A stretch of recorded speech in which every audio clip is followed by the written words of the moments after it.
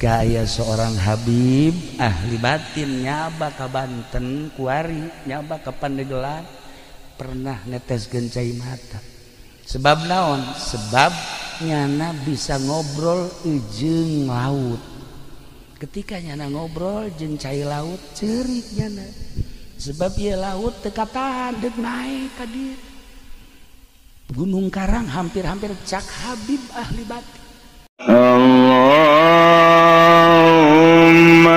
shalli ala sayyidina Muhammad wa ala ali sayyidina Muhammad.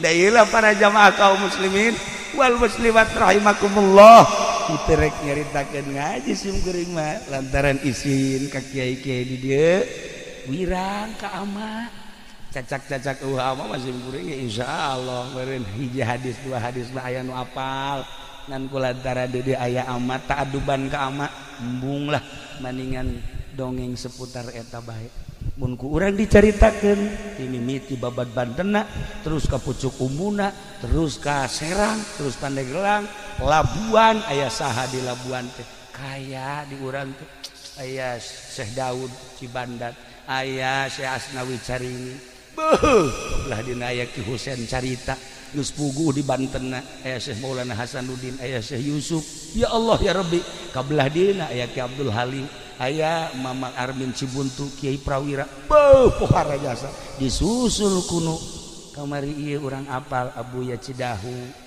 Abuya Bustomi jeung saantara-saantara urang nyaritakeun baros nyaritakeun Pandeglang mah kaya santri kaya ustad kaya beunghar kiai Kiai Zohir jeung Kiai Batik teu kudu ka mana ngaji teh cukup di Pandeglang bae teangan geuragi kiai anu berpolitik aya kiai nu tasawuf aya kiai anu macam-macam ente dek neangan kiai teu kudu ka Jawa Tengah Jawa Timur cukup dek belajar politik aya di Pandeglang Banten dek belajar ekonomi kiai anu dagang ambal aya geus teh nyaho kalel kidul haram halal geus teh kiai eta teh ambal aya bari tah masa kiai boga showroom kiai boga showroom HP showroom mobil pada teh urusan jeung bang ai bang teh lamun ku urang dibaca kitab da kapan mengandung riba di ditu da teh urang mun carita ah moal dibacakeun izin ka ama nang dijelasna mah seperti eta eueuh masalah eta teh seni variasi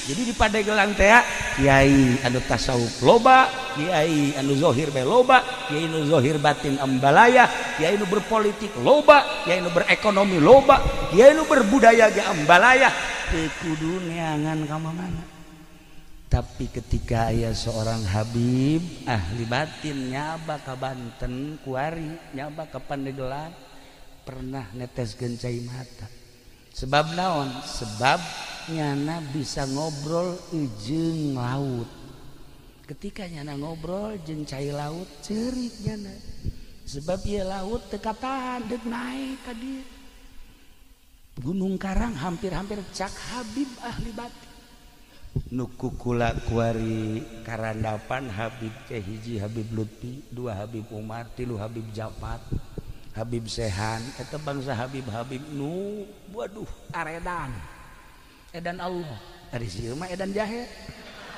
kolot-kolot geus teu tahu diri mah tuh Masya Allah itu beda jauh tuh urang ngobrol saeutik ka mana apalin hate urang katebakeun Masya Allah kadang muringkak bulu urang tapi aya satu kebanggaan Masya Allah indah jasa urang mun kapanggih jeung Habib-habib nu model kos kitu ngarasa handap diri urang ketika urang amprok jeung Habib nu kitu.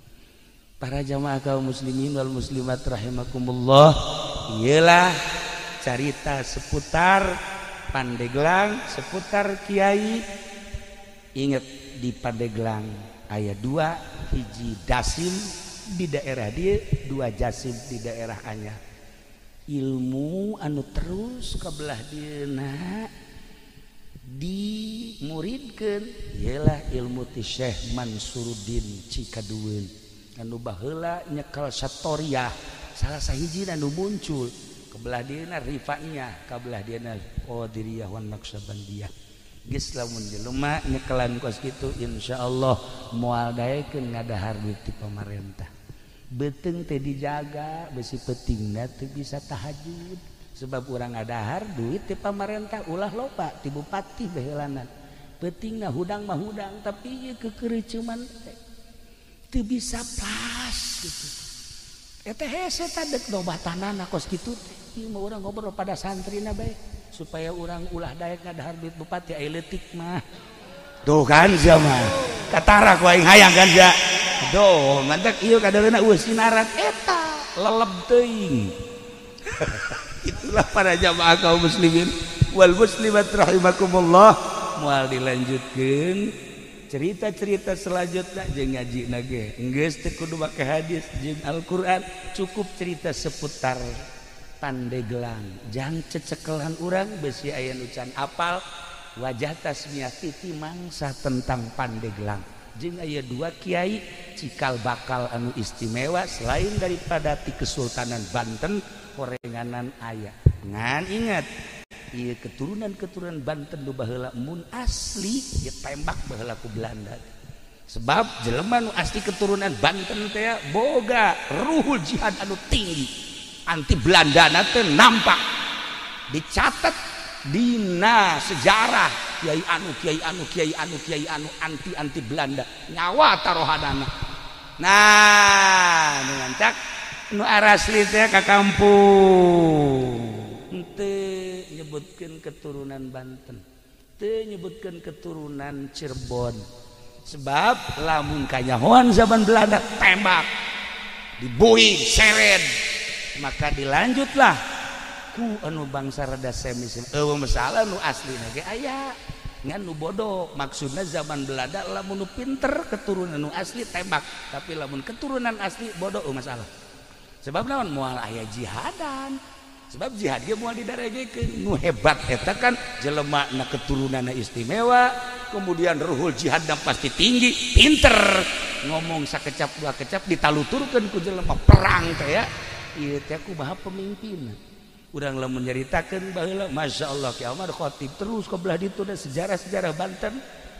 Urang teh tergugah hati. Terus di Banten mah moal eureun. Kuari teh kuari Belanda teh nu paling ditingali sa Indonesia hanya 3. 1 Banten, nomor kedua Makassar, nomor katilu Madura. 3 daerah eta mah geus bae orang Belanda per detik ieu masih kena naliti. Banten, Makassar, Madura. 3 eta mah geus lain lalagaan geus. Masyaallah.